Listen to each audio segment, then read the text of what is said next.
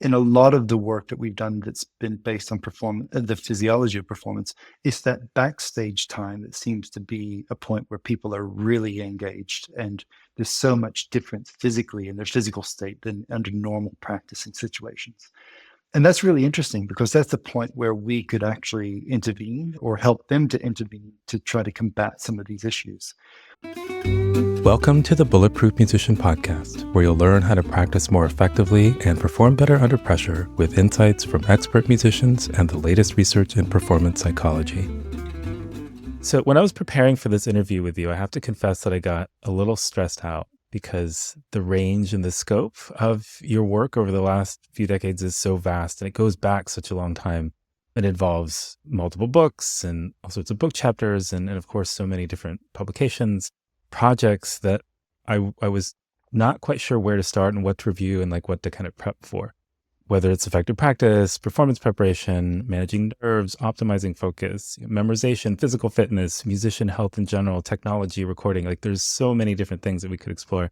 And your name keeps popping up in study after study. I mean, I've been writing this blog for over a decade now, and even from the moment I started looking for things, your name kept popping up. Before we get to any of this, I wondered if maybe a good place to start would be just to ask you a little bit about your background and where you got started and what led you to be doing the kind of work that you are.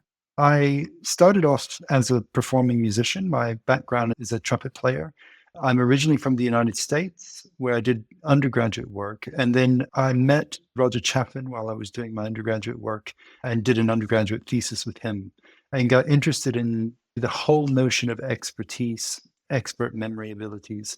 I then moved to the UK in 1996, actually, to do my PhD with Elizabeth Valentine on expertise and expert memory. I looked at pianists in particular. I did those studies at the University of London, and at the end of my studies, I saw a job advert that came up in one of the local academic job listings, and it was for a post to work on a project which was a collaboration between the Royal College of Music and Imperial College. So I wrote to the person who posted the advert, who was a Professor John Griselier, who was at Imperial College at the time, and I said, "Well, it's not clear from the advert, but is this a postdoc position or is it for a PhD place?" As it happened, it was for a PhD studentship, which I'd already finished my PhD. So, but he said, "Oh, well, come along and let's meet and talk anyway." And then he introduced me shortly after that to the director of the Royal College of Music at the time, Janet Ritterman. And one thing led to another, and I got appointed as a research fellow in 2000 at the Royal College of Music. And then have been trying to look at the core business of the college through a new lens and through a scientific perspective. And so that kind of explains the somewhat circuitous path that you might find through various aspects of publications that I've done and through various projects. I suppose when you're looking at the whole experience of music making and learning and some of the fantastic feats that musicians can get up to when they're learning and performing and engaging with other high-level performers. There's so many things that are so exciting to look at. It's hard to draw a line anywhere. And so with a short attention span, I just tend to pursue the projects that look really interesting and appealing at the time. So that kind of explains why there's such a range of different projects that I tend to have dabbled in over the years. So your transition from playing the trumpet to getting more involved in research, what was that process like? I mean, was it, because increasingly I get emails from people who are asking, how do I blend these two or how do I balance them? Do I have to choose? Like, you might have been one of the very first or early folks to go through that process. And I'm wondering what that was like for you. Was it difficult? Was it easy? Did it just sort of happen naturally? Like, was it intentional? Well, from the very early days, I was always extremely interested in psychology. In my undergraduate work, I did a degree in both music and a separate degree in psychology. And I just happened to be lucky in doing that to land upon a couple of people who could help me understand how those fields might come together and to look at them afresh. I think from a scientific perspective, the understanding of music and what musicians do is incredibly exciting because we have people who are performing at exceptionally high level under pressure and some stress, and certainly a lot of comparisons with other performers and a lot of expectations in terms of repertoire and the sorts of things that are expected to happen on certain stages throughout the world. The sort of feats that you see musicians perform are really interesting from a scientific perspective. How do people learn to acquire those skills? How do they deliver those skills consistently? How do they do it with other people? And so, from that point of view, I've really been interested in trying to understand that better. And I think the applications to other fields are really very interesting as well. So, what not only can musicians learn from expert athletes, but what can the expert athletes learn from musicians or surgeons or top level chefs or fighter pilots or whatever that may be? So, there are so many interesting areas to pursue. Now, in my training, I had just the opportunity because I was doing a separate psychology degree. And then when I did my PhD, it was in a psychology department on a music related topic. Then I had the support to develop some of the other skills around research methods that are very useful for framing certain questions. But what's great is that within music, a lot of my colleagues at the Royal College of Music, they have empirical questions. I mean, they want to know perhaps how to teach more effectively, or they want to know how to tackle certain challenges that they're facing in performance, or how to communicate more effectively with audiences. And those are empirically tractable questions, which I think science and psychology can give us a great way into to study in a systematic way. I'm intrigued by what you said about the crossover between different disciplines. And I know music and sport often are compared, but you mentioned surgeons. You also mentioned chefs, which I hadn't thought about really until just you mentioned it. And then I'm thinking about these chef competitions and shows where I imagine there's a lot of pressure in very similar ways.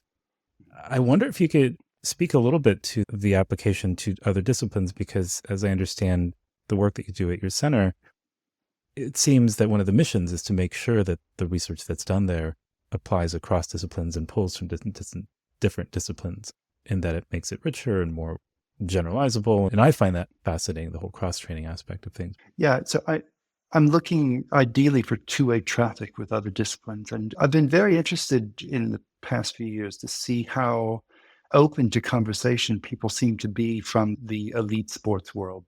So we've had many meetings with performance psychologists from the Football Association, which oversees the Premier League in the UK, with psychologists and sports scientists who are working with Olympic athletes in the UK. And they're constantly dealing with a different set of scenarios than we have in music, but the underlying principles of performance can often be quite similar. And so we have a lot to learn from one another, whether that's around leadership, around teamwork, around performance under pressure. It can also be around spotting talent and developing talent. And so within the last year, we've had colleagues from the Football Association visit us to talk about how we recruit students worldwide and how we help those students develop to go into careers that are both successful, but they're also healthy, they're fulfilling. So it's been very interesting for me just to see that people in other disciplines are open for this conversation. And I think within music, we also need to remain open to those possibilities. Of course, they're not always exact parallels. There are differences that are very clear. You may get to the end of your piece the fastest. That objective may not be quite what you really, really need. But I think when we're looking at different solutions as they come up, that gives us a chance then to be more creative in how we support students, how we help them develop their talents, how we also try to help them engage with the difficult situations that we're seeing with the cost of living crisis and the way that interfaces with the arts and so on. What I think is good from a performance science perspective is just to offer that new lens through which we can look at music as a whole. And when you look at it from that perspective, then you have at your disposal a range of different skills and techniques and things that you can draw upon. I'm based at the Royal College of Music, and I also have an affiliation at Imperial College. And our Center for Performance Science sits across these two institutions. Our home base at Imperial is the medical faculty. And we have appointed a whole series of performers in residence who almost by definition are not from music or from medicine, but from other fields. So we do have an expert close-up magician in residence. We have a puppeteer in residence. We have an expert lace maker. We have broadcasters. We have many, many people. And we are constantly looking for new projects to do with them that look specifically at how they perform, how we perform, and the exchange there. But we also try to get them in for some of our teaching as well. Could you say a little bit more what that looks like? I'm very intrigued now. I'm imagining, puppeteer and all sorts of folks running around, and are you watching them perform, or are you asking them questions? What's going on? Yeah, we normally have curated conversations with these other performers. We've got a fighter pilot in residence, and when you're talking about improvising on the spot, there's quite a lot that you can learn. And under pressure, there's quite a lot you can learn from that person's experience of how he has dealt with those scenarios in the past. If you want to engage with topics of communication and working with or working an audience, our expert close-up musician is very highly skilled at doing just that. So we try to get these performers in to series of curated conversations that our students can both take part in and not only just listen to, but actually take part in and have an interchange there. We also have those people delivering some teaching over at Imperial College as well. So we're trying to get the scientists to think as well about performing as an integral part of what they do. Could you share like one or two little nuggets or things that you've learned from the magician in particular? Because I know that there are some musicians who, very notably, did I just say magicians or musicians? I can't remember. But I know there's some musicians who very notably are also very skilled magicians. So I imagine there must be some overlap, that there are a number that I can think of off the top of my head. Well, a magician I'm not, but I can certainly try to give you a little bit of a summary of some of the things. So our magician in residence in the CPS is a great performer called Will Houston, a member of the Magic Circle in London, European Close-Up Magician of the Year, I think in 2015 and more. There are aspects about being able to direct an audience's attention to where you want to direct it. And of course, by the time a magic trick is revealed, the actual trick itself may have been done quite some time ago, but the reveal is an integral part of, and it's not just about going, and I think this is an interesting point for some of our music students, it's not just about going on stage necessarily and just hitting play and letting it go, but you need to think through the process of how an audience is going to engage with you in the moment. But also what's really important is, what is the audience going to remember when they leave? And that your performance will carry on for quite some time after all the notes have been played.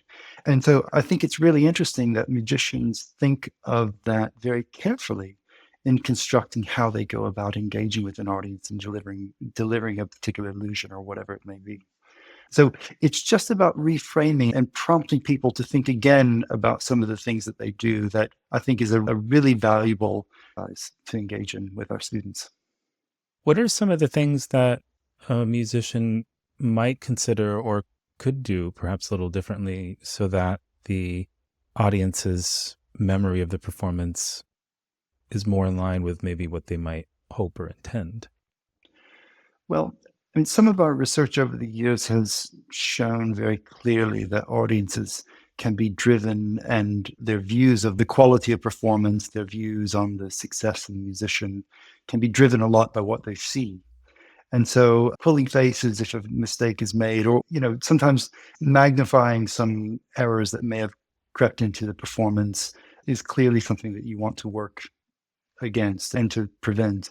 So we've shown in some studies that when people do make mistakes and they pull faces alongside that, the audience remembers and they tend to grade performance and rate them worse almost straight away. Whereas if you make the mistake and don't pull a face, if they've noticed, they probably will forgive you. And in many cases, they may not have even noticed. So those sorts of visual elements can be really very, very important. And the overall presentational issues and thinking about performance from a point at which you step out and you're first engaging with an audience, and forget about playing any music, but actually stepping on stage. Some very nice work in places like Hanover and so on that have looked at that. We also know that the way in which you perform when you're performing with music or from memory, the way that you use the music, if you're using the music, it's visually obstructing or is a barrier between you and the audience, then that's just one thing that you have to work through to convince them that, what you're doing is worth listening to. So yes, I mean, of course, what you play is important. The way you play it is important, but the way you present it is also incredibly important. Does this speak to the value of video recording oneself doing kind of pretend or practice performances in advance? It's something that I think, perhaps yourself included, we know we should do more of, but we just put it off until it's too little too late. Does this sort of work speak to the importance of doing more of this in advance? Yeah, I think as we have so much repertoire to learn and so many notes to get under our fingers or into the embouchure or whatever, that we tend to forget about the fact that you're doing this hopefully for the love of doing it. And you're also doing it for an audience that will have probably gone out of their way to be there. And they would also want you to succeed, ideally, or else why would they have gone to all that trouble to put themselves in your audience? So if you can help curate that process to look at, well, how confident do I look when I walk out on stage? How much do I look as if I'm enjoying this? And do I want to look as though I'm working hard, or do I want to look as though this is the easiest thing I've almost ever done? So I think just the prompt so that you as the performer are in control of that message is important. And that gives you one other thing that you can help deliver. I mean, we tend to get into the process of practicing and then performing without going so much into the process of practicing performing and using that as a learning instance as well. So absolutely, I think being able to watch yourself and to get to grips with who the audience will be seeing and trying to work on that and improve and to put the musician forward that you think should be out there on stage. This might be as good a transition as any to me asking about your virtual performance and audition simulator, which I'd love to hear about just maybe in general terms and first. And then I have a couple of specific questions that I think I often get that might relate to that as well. But yeah, I wonder if you could maybe say a little bit about the genesis of this. And I know that there's a video online of you and your colleague talking about sort of a virtual surgery theater that is seemingly similar to this as well. I wonder if you can say a little bit about what this is. Yeah, quite a few years ago now. In fact, it was back in 2011. I had several conversations with a colleague, Roger Kneebone, who is professor of surgical education at Imperial College, about how they train surgeons to perform.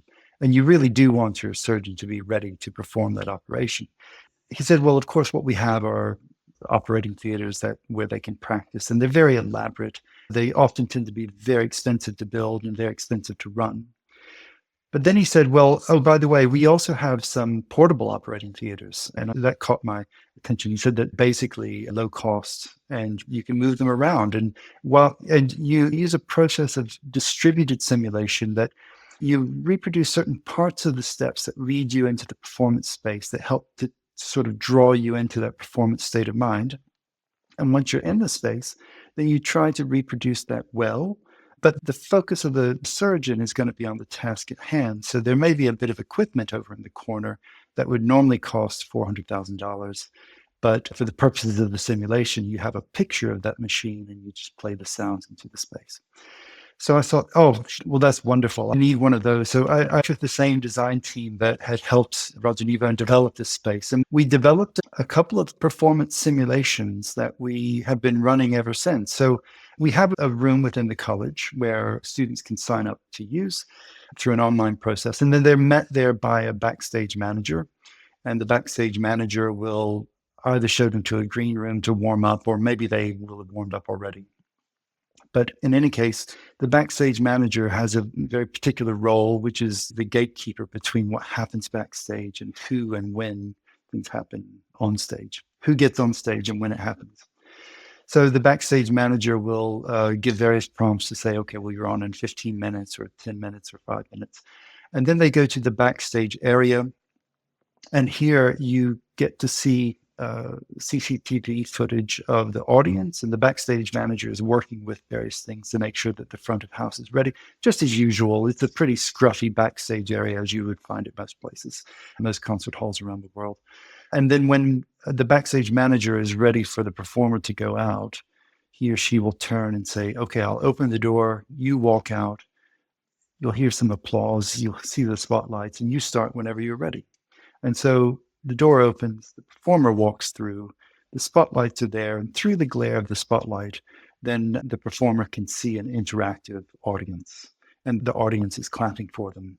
And then the performer takes a bow, they start their applause, perhaps a few people sneeze or cough or whatever, and then they start performing, and the audience just watches them perform as they would find in a small venue. And at the end of that performance, there are a number of reactions that the backstage manager can make the audience do. So they might just applaud appreciatively, but that's it.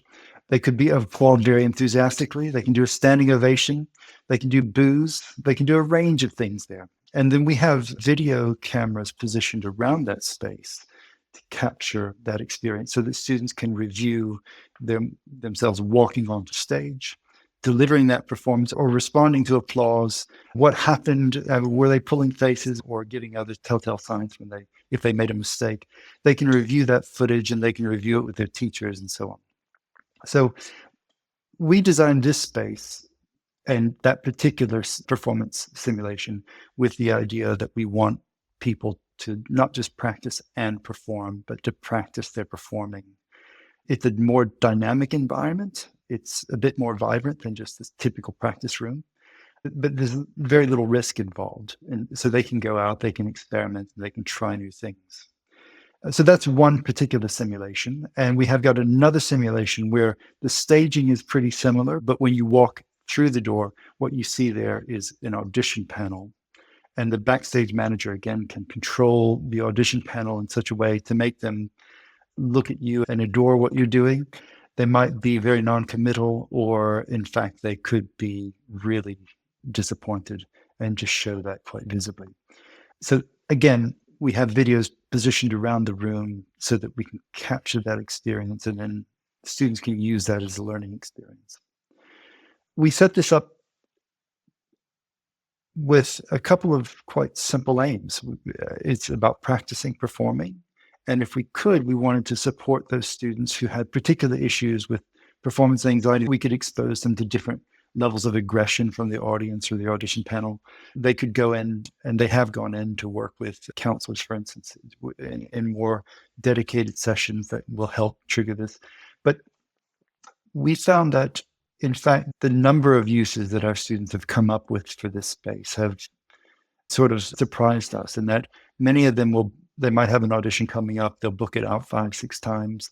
They're coming in, they're looking at different things each time. It may be about the way they walk out or the way they walk out into the stage or out of the stage.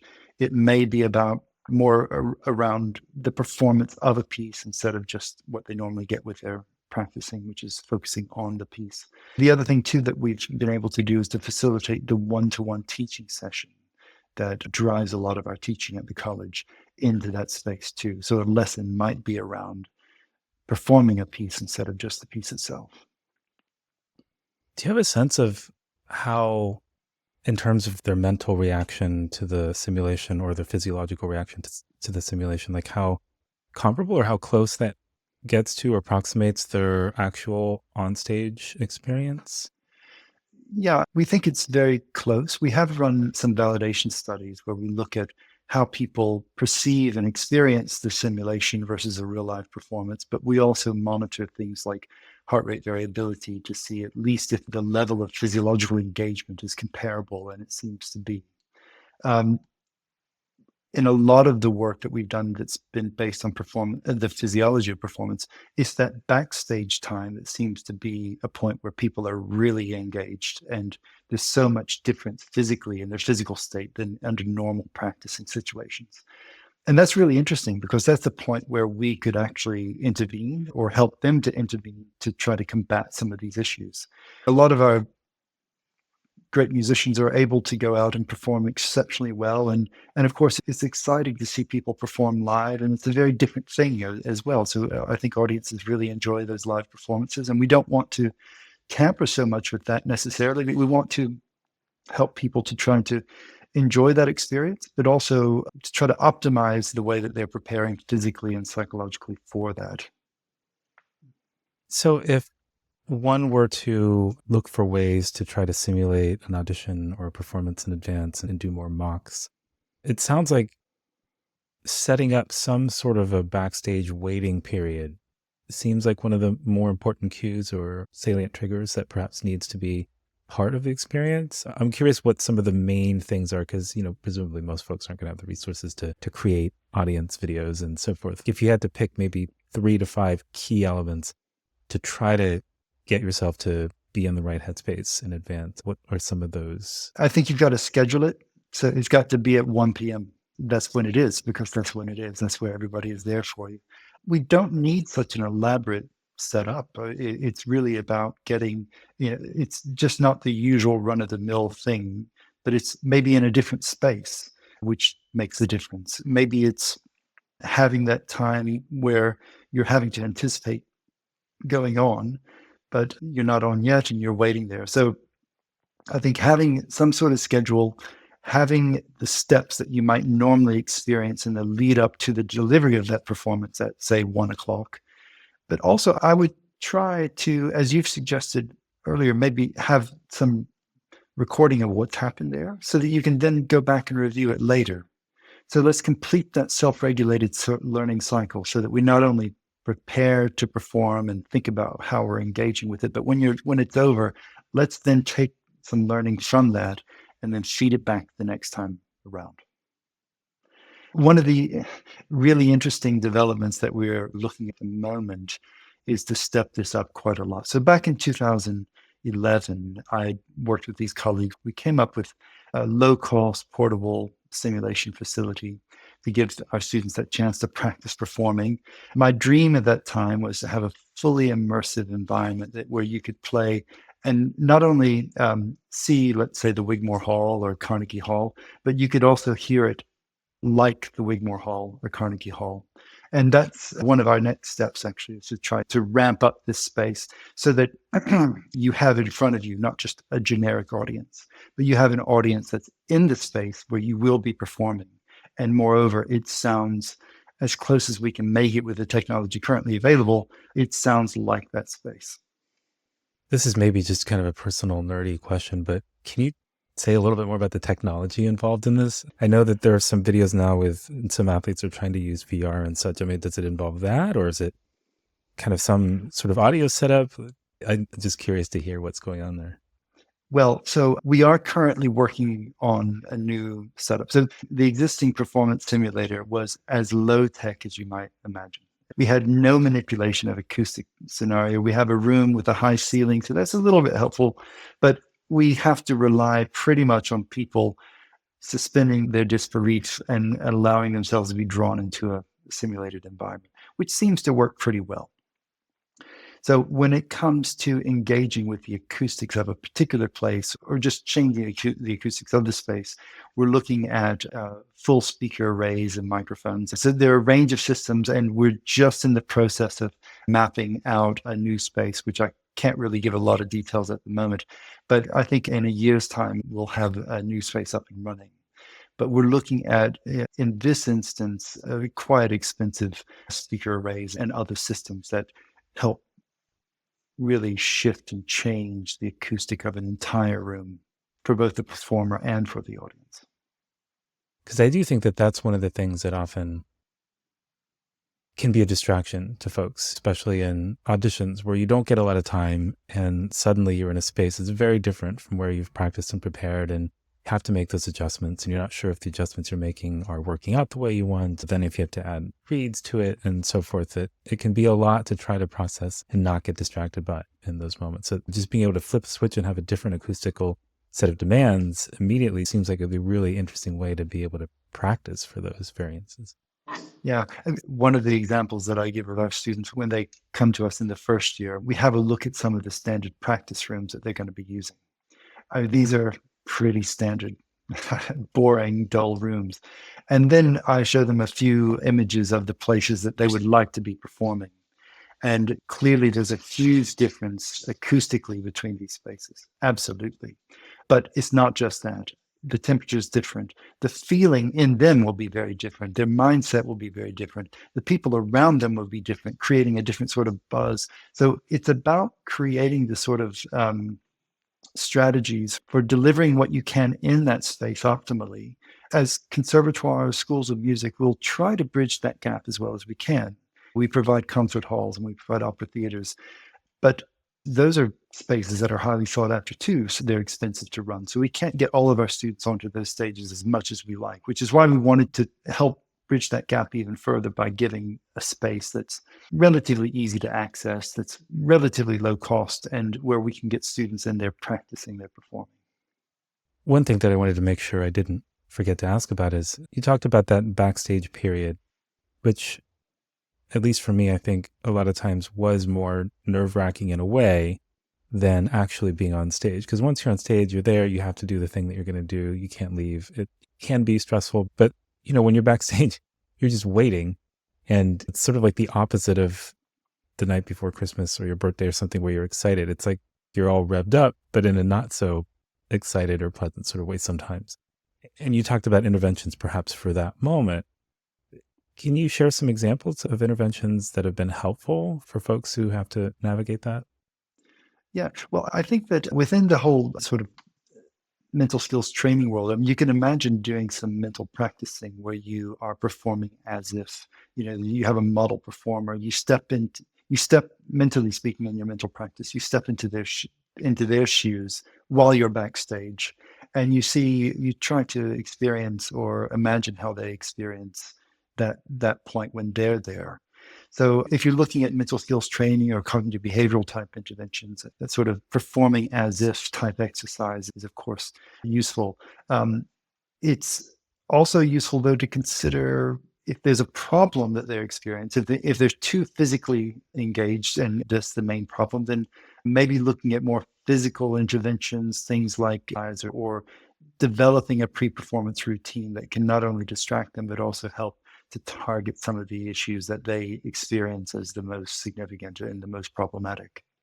And of course, performing is a different thing. But, you go into this whole area because you love music, you love performing, and being able to enjoy the moment. It's worth not sort of losing sight of that. I mean, in a way, that sort of links over in terms of the enjoyment of what you get and the meaningful fulfillment that you get out of making music. That reaches over into another area of our research within the Center for Performance Science, which is the impact of music and the arts on society as a whole. And the reason we're doing this research is because we obviously believe in the value of music for the health of society. But we also know that for those musicians who are engaging with their communities, they're engaging with listeners and other people in health contexts, in educational contexts, making a difference in those people's lives can make a difference in their own life and then help to enhance their own health and well-being. So that sort of interplay between supporting the performers, but also understanding how musicians, when they go out to engage with communities and with society as a whole, the effect they have and the circular nature of that, I think, is a very important driver for a lot of our core research in the Center for Performance Science. I wonder if you can expand on that a little bit, because sometimes I think whether it's students or musicians start forgetting or just wonder, is what I do really making any sort of a difference in the world? Like, does it matter to anybody else? I spend so much time in the practice room just working on these little tiny details, and who hears it, who cares, who notices? And if I remember correctly, I think I might have seen a video in which it seemed you and your colleagues made a convincing enough case to the British government that they gave you a sizable grant to study something perhaps in this area. And so I wonder if you could say a little bit more about the role that musicians play that maybe they sometimes don't realize or forget. Yeah, so we tend to focus our work in that area on facilitating music making opportunities for people. And so we've done studies with mental health service users in West London looking at the benefits or the effects of group drumming for mental health.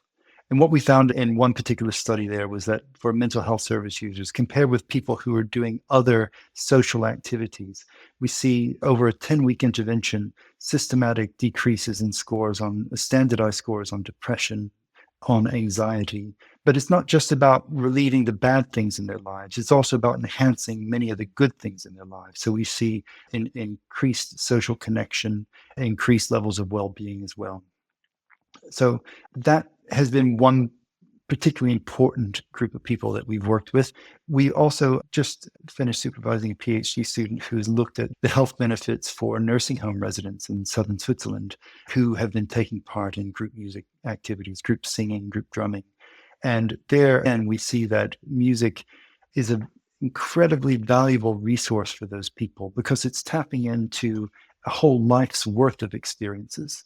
They're able to engage in the moment with musicians who are there working with them, but with each other as well. So we see social connections within the nursing homes developing and being reinforced.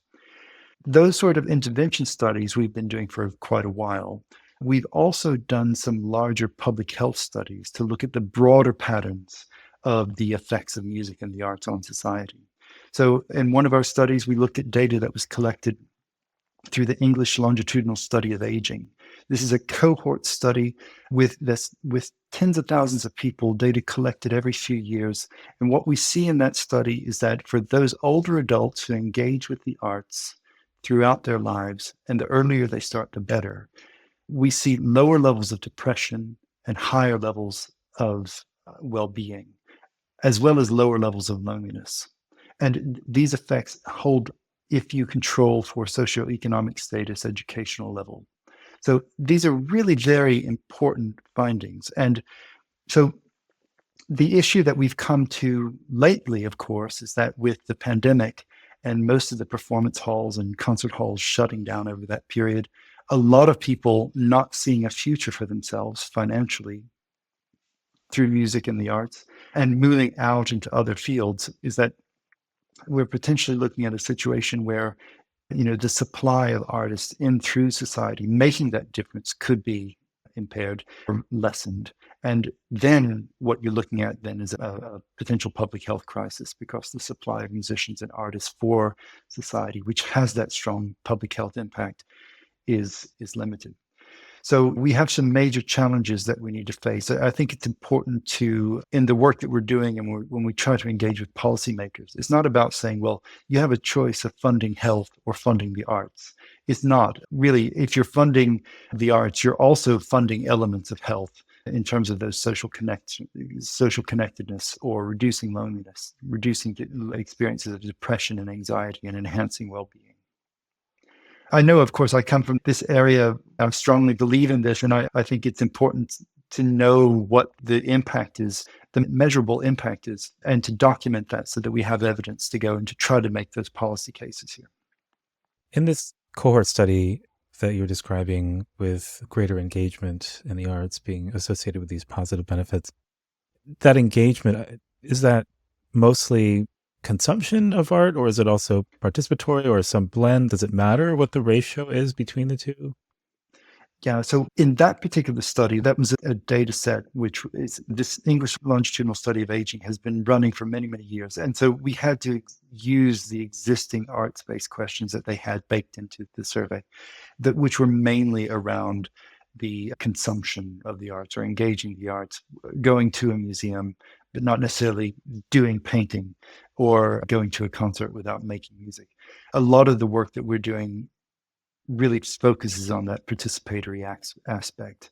Of course, it's important to consume and to engage with the arts in that passive way. I mean, ideas can spring forward and it can make a difference to your life, and the sharing of that experience with others can make a difference in your life.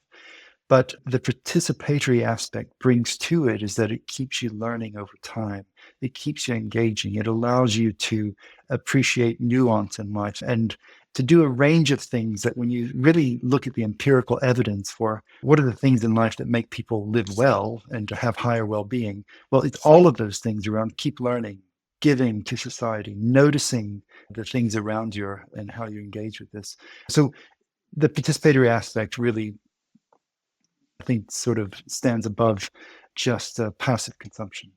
Well, that's why my ears kind of perked up when I heard you talk about the research in this area, and this is just maybe a personal theory, but my sense of many sports in other areas is that there's a more blended combination of people playing pickup basketball for fun at the gym in a very informal way and watching basketball games because they love to do both, and playing tennis and watching tennis. Whereas with music, my sense is that there's more of an emphasis on finding ways for audiences to consume more music as opposed to finding more ways for them to participate in music making. And I may not be aware of the activities that are going on for participation, but I would love if the research supports that that is something that maybe should be more of a priority in our minds and looking for opportunities to create places in which that can happen.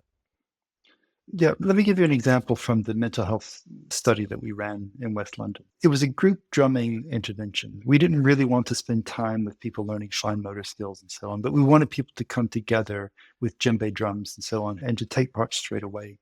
And it wasn't long within our first session that people were in and taking part and having a go.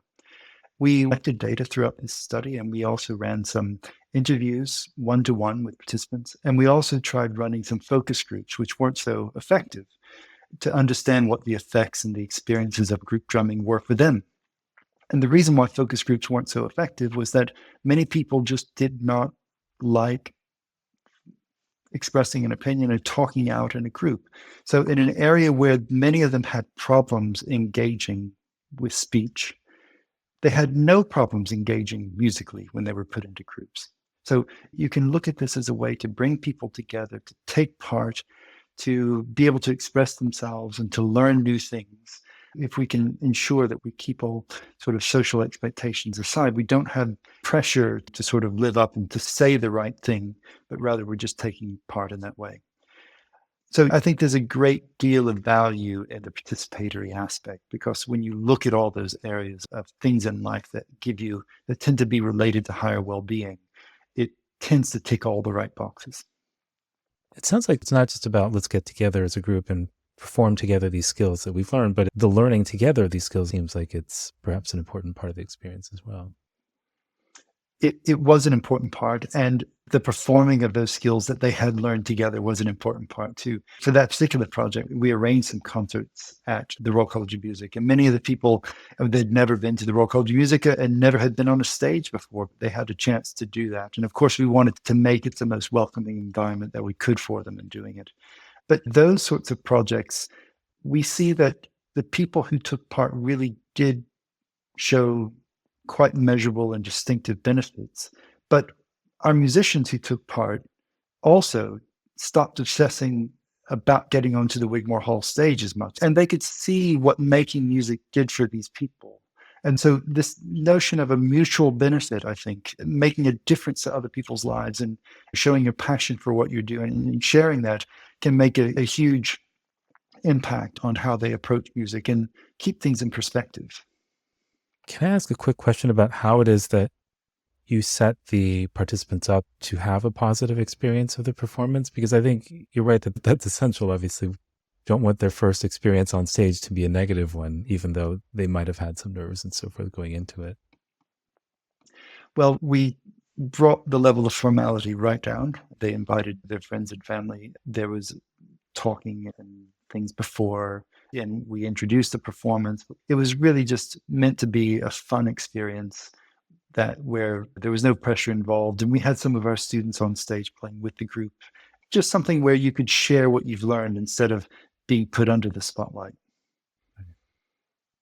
I'm just now thinking that a lot of our first recital experiences are probably not as close to that sort of experience as maybe they could be. And so now I'm wondering if it makes sense to, even for students starting to perform, to find ways of ramping things up. And maybe this happens more in Suzuki. I'm trying to remember, because I think in Suzuki, my experiences were more group playing before I ever had to stand up on stage by myself. And so, yeah, that's why I was curious when I heard you say that it was a positive experience. I think there are a number of research projects that could and should be done on this point. I mean, at some point, the little kid who's really excited to show what they can do on the clarinet becomes the slightly older kid who feels as though they're under so much pressure. So I think we could understand that more, and certainly within our current practice, focusing on the value that people get personally and the value they bring to society by making music is something that we could do with focusing a bit more and prioritizing more. So I wanted to circle back real quick to there were three parts of performance that got into the preparing for performances in advance and that moment backstage that can become kind of nerve wracking. And then there's the enjoying of the performance on stage. And there's also the after the performance. And in particular, I think you've spoken before about recovery from performances, especially let's say that there are multiple rounds over the course of a couple days, or maybe even a couple rounds in the same day. Any insights or tips for folks who are knowingly going into situations where they're going to have to perform multiple times in a short span? Well, we're almost never in the right state to evaluate what we've done when we come off stage. So we're clearly in an elevated physical state. We may be obsessing on particular details that have happened there. Of course, we need to be in a position where we can evaluate what we've done, but sort of immediate obsession and constant review of minor errors, things, the rumination on that is something that we need to tackle and to do better. So thinking about starting by saying, well, what was really good about that? Just trying to orient your thinking in a positive light first and foremost, because for many people who would have experienced it as your audience, they probably would have been thinking precisely about those things as well. So thinking more positively, but also trying to your performance in a time when you can be as objective as you can be about it without having the emotions of everything that you've experienced driving your thought patterns. And this might be a little bit of a tangent, but I was, at least in my head, wondering if physical fitness might have any sort of role in recovery from one performance or one round to the next. I think there's an interesting role in physical fitness in terms of how you both react to stress, but also how you recover from it. So exercise and physical activity is a stressor, and it's a different type of stressor perhaps than the psychosocial stressor that you have in a music performance situation. But through physical fitness, your body becomes more efficient at dealing with that stress. And so the benefits that you gain there can cross over into the psychosocial scenario so that your body may not change as much under situations of stress and is very likely to recover more quickly once it's over. So there's an argument to be made for how musicians hurt to incorporate more physical activity and exercise into their training regimen, as it were, for performances and auditions. I think there's a very strong argument for looking at physical activity and exercise as a way to, there's the performance experience itself, but the way that musicians are having to train and learn. Fitness itself is something that should be looked at again. The physical fitness of a musician, the requirements may be totally different from what you get from just the average Joe on the street, because the sort of things that are expected of us on a regular basis under those conditions are not the same that most people have in their workplace. So it's quite natural for athletes to be fit, and their definition of fitness will be very different from the average person. But there's no reason why musicians shouldn't be thinking in that same direction. I believe there was a study from some years ago where you found that the reactivity of musicians who were more accustomed to engaging in exercise was different and maybe a little more robust or resilient than those who hadn't been in the habit of exercising in terms of being under that sort of performance stress. Because that to me seemed like a pretty convincing reason for why it could be a helpful element in our preparation. Yeah. So we have some evidence to suggest that chronic exercise or regular exercise that you work into your life can have those transfer benefits so that the way the body becomes more efficient at dealing with that arousal under exercise conditions transfers over to how your body deals with that excitement, that stress under music performance conditions. So what do I mean by exercise? It's not necessarily in terms of the response of the body to stress, it's more around the cardiovascular type exercise or aerobic type exercise.